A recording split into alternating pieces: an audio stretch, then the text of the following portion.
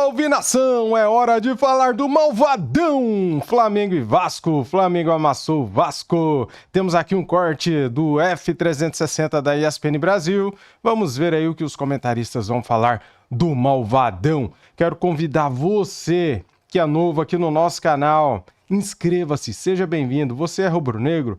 Você é mengão? Então inscreva-se. É de graça, não custa nada, vai ajudar bastante o nosso trabalho aqui. Valeu, galera? E para você que já é de casa, seja muito bem-vindo, cara! Deixa aquele like para ajudar, compartilhe o nosso vídeo e comente bastante aqui para ajudar no alcance do nosso vídeo. Muito obrigado do fundo do coração a todos vocês inscritos e não inscritos do canal, tá bom? Quero dar os créditos aqui para a ESPN Brasil, link na descrição como créditos. Vamos lá. Eugênio, tudo não, normal? Não mudou nada. Eu preciso pontuar que não vi esse jogo. Estava de folga, sábado à noite, não vi o jogo. E você está passando suas folgas onde aqui em São Paulo nesse período? No IMB. Isso. Estava lá nos ensaios técnicos. Eita! Ó, vamos ouvir os personagens. Vamos ouvir, depois fala do jogo. Eles estão aqui, ó. Mas pelo que eu vi, não mudou nada, não teve nada de diferente, não. Eles estão aqui, ó. Felipe Luiz e Fábio Carille e falaram depois do clássico. Foi um grande jogo, Foi um jogo com uma vitória com nota artística, como diria o treinador que eu tive. Os jogadores estão com um nível de confiança altíssimo, estão muito bem. O time está muito bem. E temos que manter nesse nível, de humildade e concentração, que a temporada nem começou ainda, né? Então, fiquei feliz porque foi um grande primeiro tempo, o time dominou absolutamente em todas as fases do jogo, em todos os momentos do jogo, com e sem bola, pressão alta, quando teve que baixar o bloco, baixou, todo mundo desceu. Primeiro tempo foi de chutão, né? Segundo tempo a gente rodou a bola, procurou trabalhar pelos lados, só pensando rápido aqui, quantos cruzamentos o Puma chegou e fez no jogo. Zuccarello também chegou, Piton pela esquerda, mas o primeiro tempo foi abaixo como todo mundo, não achando alternativas e fazendo essa bola longa no Verratti, que não é o melhor para nós, porque a gente não tem jogadores para atacar espaço se o Verratti daqui um pouquinho ganhar a bola. A gente não tem característica para isso. Estava lá no AMB, Eugênio, nota da evolução do Flamengo é 10, né? Harmonia... Então, como eu não vi o jogo, eu deixo para os companheiros aqui que viram para falar. O que eu vi melhores momentos, vi muitos comentários, né? Conversei com pessoas que disseram que realmente o primeiro tempo foi avassalador do Flamengo sobre o Vasco. Como disse Felipe Luiz, ele superior em todos os quesitos. No primeiro tempo, o Vasco foi acuado. Não, foi amassado, triste. né? Foi triste. Né, Maria? O Vasco não conseguia sair com a bola. E o Flamengo desenvolvendo tudo isso que o Felipe Luiz elogiou. O Flamengo faz o 1-0, chega a fazer um segundo que depois é anulado, saiu barato para o Vasco. Aí no segundo o Vasco consegue pelo menos sair um pouquinho. O Carille falou dessa coisa da bola longa para o Verratti. Para o Verratti não tem que vir bola longa, tem que vir bola alta. E na bola alta que veio, o Vasco quase chega a empatar o jogo. Na cabeçada que pegou no travessão. Mas muito pouco. Bola alta com direção, né? Com direção. Do Pumita, principalmente, já que ali não está funcionando tanto pelo lado esquerdo com o Piton como funcionava. Mas foi o placar mais real do que foi esse jogo, né? Quando o Flamengo consegue o segundo gol com o Cebolinha, aí muito mais próximo do que foi a realidade do jogo. Palpite que, aliás, a cabeçada que poderia ter mudado a história do jogo, na minha opinião, àquela altura, com uma certa injustiça pelo volume de um e pelo volume de outro, né? E acabou dando o resultado que a gente chutou aqui, né, Eugênio? Os 2-0. Foi o que a gente nosso chutou, palpite, né, professor? Da diferença. Saiu barato no fim para o Vasco, pelo que foi o jogo em si. O Flamengo foi bastante superior, né? Sobrou. Sobrou e assim, na análise prévia, essa distância já acontecia. Era muito claro aqui quando a gente falava sobre palpite, sobre favorito, favoritaço, porque é uma distância real. E o primeiro tempo, principalmente, evidenciou isso. Assim, é uma distância técnica muito grande. Técnica, de planejamento, de execução, de qualidade individual, de jogo coletivo. Assim, o Vasco está iniciando um trabalho em que você não tem todas as ferramentas necessárias. O Carille, ele precisa lidar com a falta financeira do Vasco, de se colocar no mercado minimamente, vai agora, né?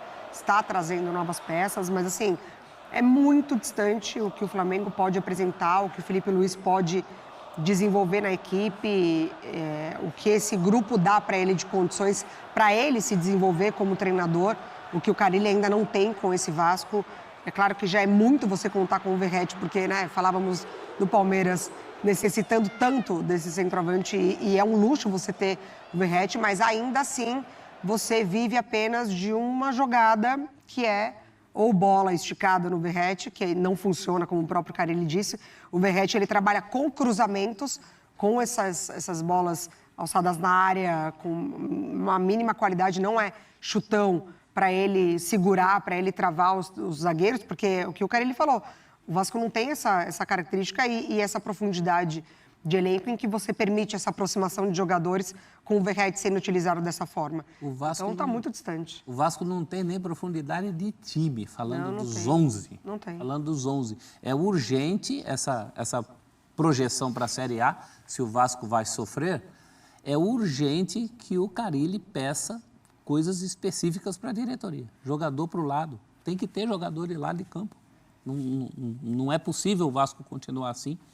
É muito uma situação assim de projeção. Uma análise até fácil, professor, de fazer, que pode ser um ano bem longo, né? E uma Série A difícil para o Vasco. Eu acho que o Vascaíno se assusta mais com a falta de perspectiva, Mari, do que com o próprio momento. Porque para o próprio momento deu para o Vasco. É isso, né? Se o Vasco teve algum mérito nesse clássico contra o Flamengo, foi pelo menos resistir.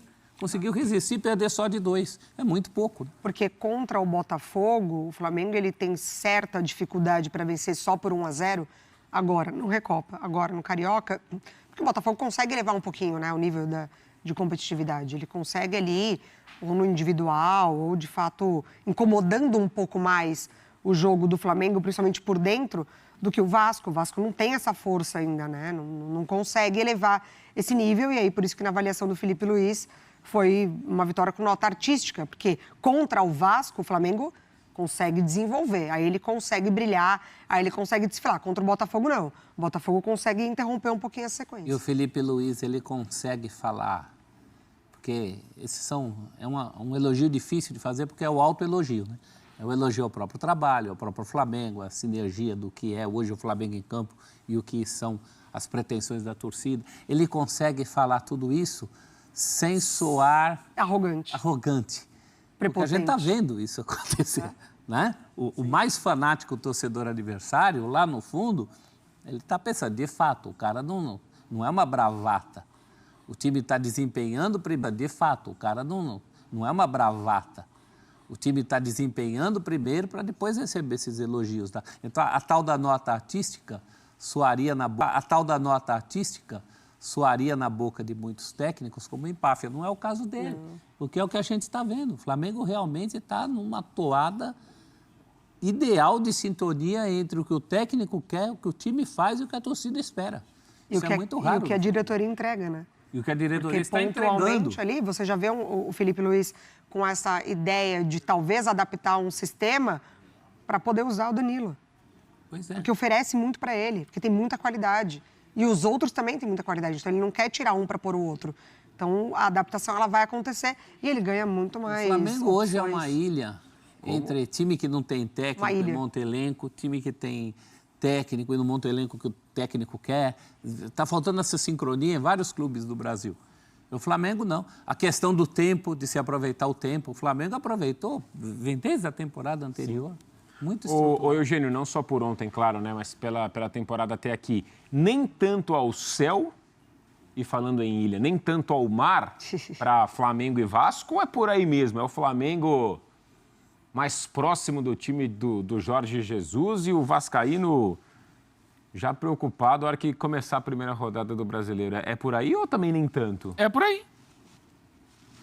A perspectiva do Flamengo é excelente para a temporada.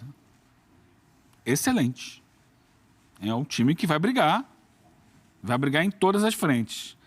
E isso começa com a eleição, quando o novo presidente decide que o futebol será tocado por um profissional. Esse profissional parece ter boa noção do que precisa fazer no Flamengo. Estudou bastante, né, o futebol brasileiro. Sim. E noção do que precisa fazer no Flamengo. Estudou bastante, né, o futebol brasileiro. Sim. E o início de temporada é até aqui perfeito.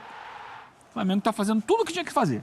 Muito bem, nação. Vamos falar aqui então da melhor defesa do Brasil. O Flamengo realmente tem os melhores jogadores no setor defensivo, no meio-campo e no ataque também. O Flamengo é o melhor time do Brasil e tem o melhor técnico do Brasil também, galera. O Flamengo tem disputa acirrada na defesa e Felipe Luiz não descarta mudar esquema para encaixar o trio da zaga. O trio defensivo. Os números ajudam a ilustrar bem da defesa do Flamengo. Sem sofrer gols há 7 partidas e com o setor menos vazado do Campeonato Carioca, Felipe Luiz admite que ganhou uma dor de cabeça boa para definir os jogadores titulares no setor. Bem, Léo Ortiz, Léo Pereira e Danilo são os concorrentes a 2 vagas no setor com Cleito e João Victor correndo por fora. A defesa que passou por transformações desde a última temporada com as saídas dos experientes Davi Luiz e Fabrício Bruno. Com boas opções e com formações distintas, dando certo e mantendo o bom desempenho defensivo, Felipe Luiz evita cravar os titulares e não descarta até uma mudança de esquema para encaixar os 3 zagueiros. Ainda não tem nada definido. A contratação do Danilo é um acerto muito grande por parte do Boto. Um jogador desse calibre, titular da seleção brasileira e da Juventus, deixando muito dinheiro para trás, é importante para o futebol brasileiro e para o Flamengo. A concorrência entre eles vai elevar o nível. Alguns vão ficar bravos comigo, mas acredito que o campo fala. Se os 3 estiverem insubstituíveis, eu vou ter que jogar com os 3, mas com tantos jogos, todos vão jogar, disse o treinador. E tem mais, hein? Na vitória sobre o Vasco, no sábado, o Flamengo terminou a partida com Léo Pereira, Danilo e Léo Ortiz, que entrou no segundo tempo. Mais um indício de que, além das palavras, Felipe Luiz se mostra disposto a buscar uma formação que possa encaixar os 3 jogadores. Nos 11 jogos realizados na temporada, levando em consideração os que o Flamengo levou a campo um time alternativo, foram 23 gols marcados e apenas 6 gols sofridos. O equilíbrio entre defesa e ataque tem ajudado Felipe Luiz a rodar o elenco e deixar o campo falar sobre quem será titular ao longo da temporada, seja qual for a posição. O campo fala, galera. E mais, o time titular é feito durante a semana, dependendo do que os jogadores falam para mim no campo. Não posso decidir o time titular de daqui a 2 semanas. Os clássicos, além de se prepararem fisicamente, têm um peso enorme. Todos foram pesados porque tem o componente emocional que fazem o jogador ir ao máximo. 3 clássicos seguidos são muitos. Acredito que os jogadores já estão prontos. Para mim, o principal é dosar para os atletas chegarem bem no Brasileirão. A vitória sobre o Vasco garantiu ao Flamengo na semifinal do Campeonato Carioca na última rodada da fase de classificação. O rubro-negro terá o Maricá no sábado, às 16h30, no Maracanã. No calor daquele jeito, né, cara? De novo, às 16h30. Por que pôr jogo nesse horário, cara? Por quê? Sabadão. Calor danado. É fogo, né, galera? Dito isso, muito obrigado a todos vocês que assistiram o vídeo até aqui. Deixa o like, se inscreva no canal e ative o sininho. Tamo junto, saudações rubro-negras. Fui!